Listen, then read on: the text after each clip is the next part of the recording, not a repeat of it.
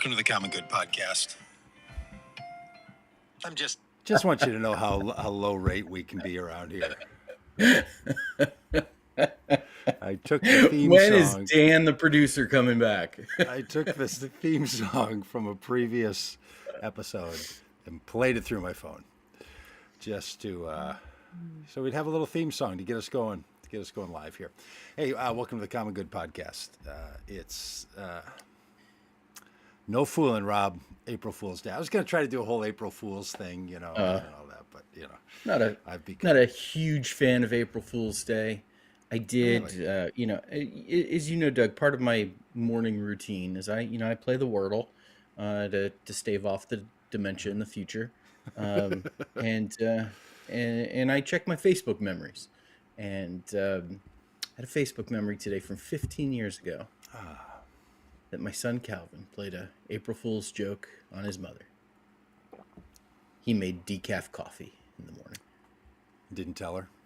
Didn't tell her. Wow. Well done. Well done, Calvin.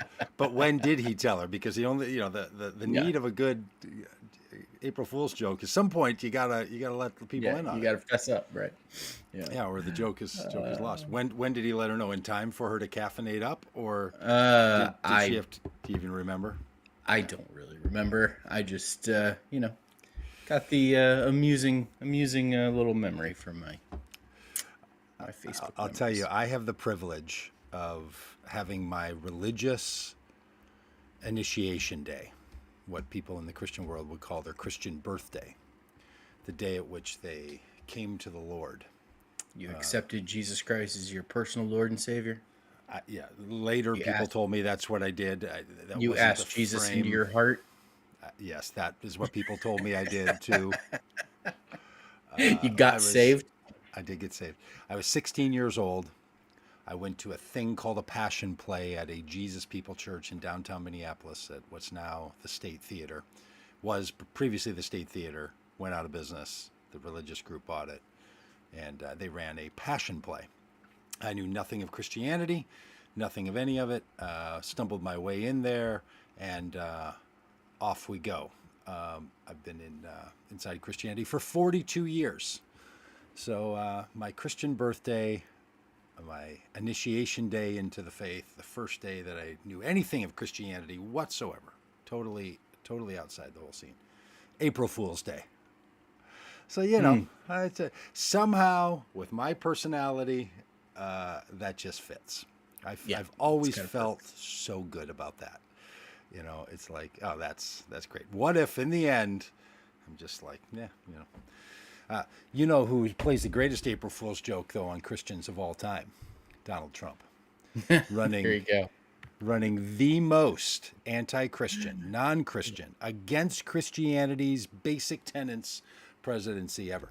Now, look, we don't want to have Christian presidents. I don't want there to be a Christian administration. I don't even want there to be a Christian nation, because we don't have one now, and where we've had them, they haven't been good. They haven't been useful for Christianity or for the nation. That's not how we do our Christianity.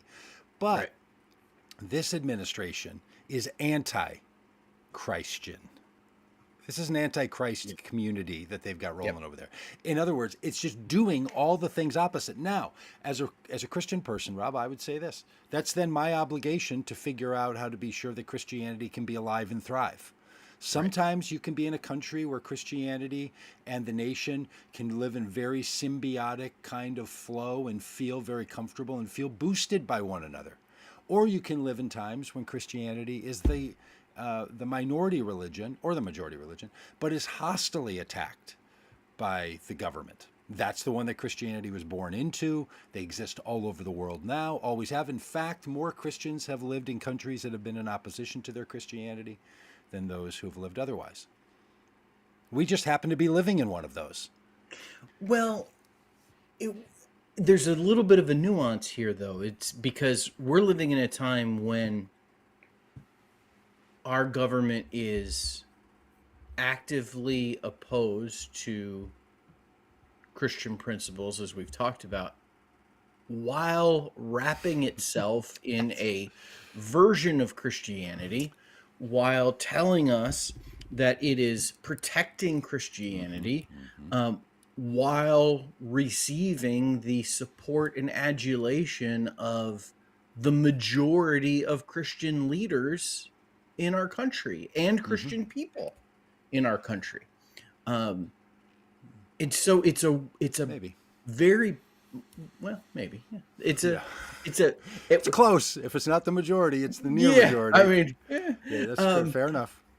It's a paradoxical kind of time right now. Yeah. That it is, it's troubling to say the least.